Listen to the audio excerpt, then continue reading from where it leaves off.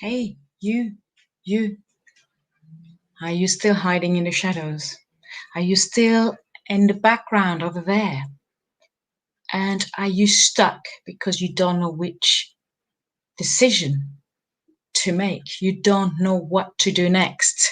You are thinking, maybe I should do this or I should do that. But if I do this, this will happen. If I do that, that will happen. And amongst a lot of the choice, you get into paralysis. My name is Elaine Lenmuso, and I do a lot of things. I'm a confidence coach. I help people to speak in public. I help people to renew themselves with their inner confidence.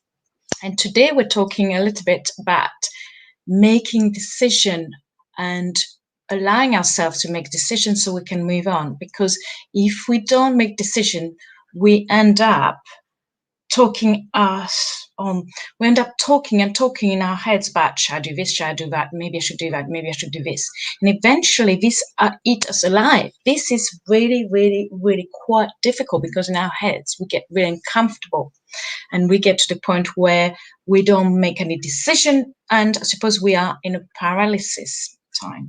And all of us, this happened to all of us. At some point in our lives, we have to make some small or big decisions which have an influence on the rest of our lives, and which means that you take one direction instead of another one.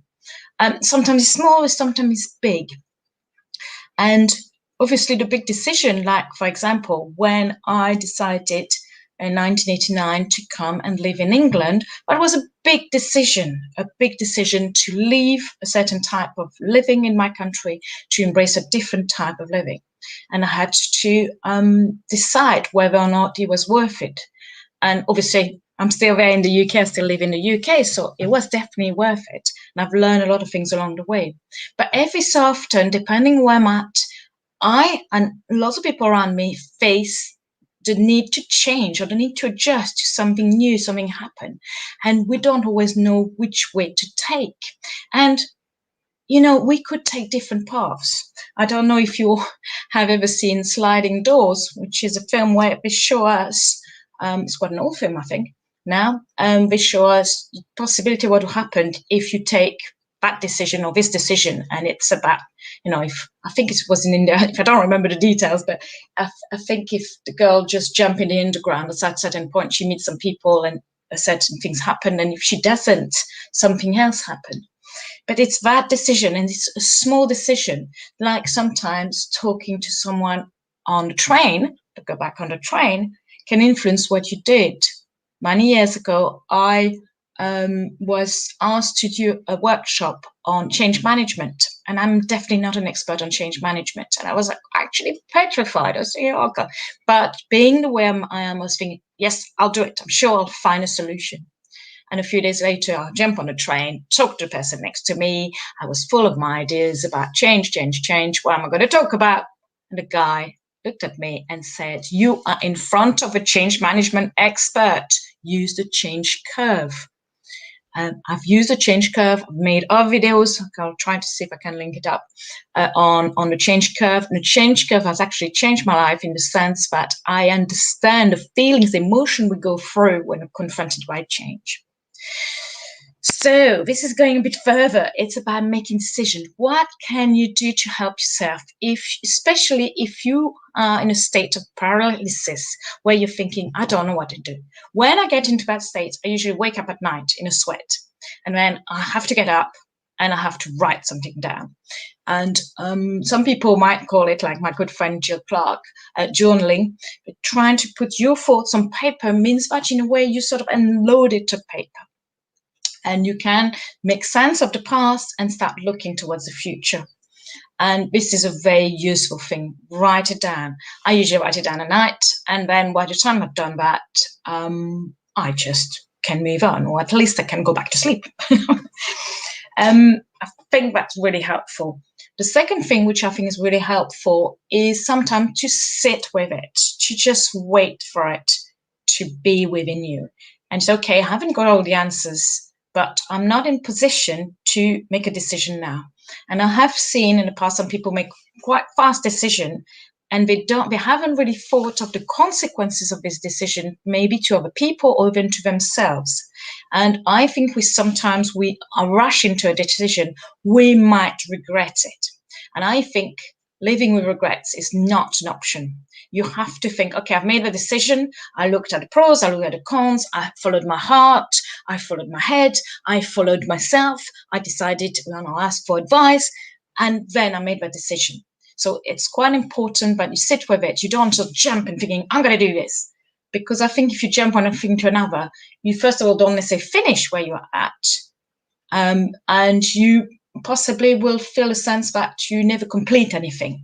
So I think it's quite important to sit with it and to think, okay, what is it I really want to? And thank you, Kelly, for reminding us that we need to follow our heart and to think, what is it I really want inside? And sometimes to forget about the rational thing and listen to a bit more what's happening, what makes us, spark. So this is quite important. And the third one, once you've sat with it, the ideas might still be in your head for weeks to weeks. You have to ask for help. You have to go and talk to people. Now, you might not be able to talk to everyone, and if it's a decision which is quite important, you need to choose who you're going to talk to and be open to. But I always think a problem shared is a problem halved. It's really, really important to have the courage at times to just go and talk to someone and just be completely open. Because once you've uttered it, you can see what the problems are. So you have actually verbalized it and you have actually made it more tangible in your head. But it means as well that you're not carrying that burden on your own fully. Now, other people might not be able to tell you what to do. And I wouldn't advise anyone to just do something because someone else said, yes, this was a good idea.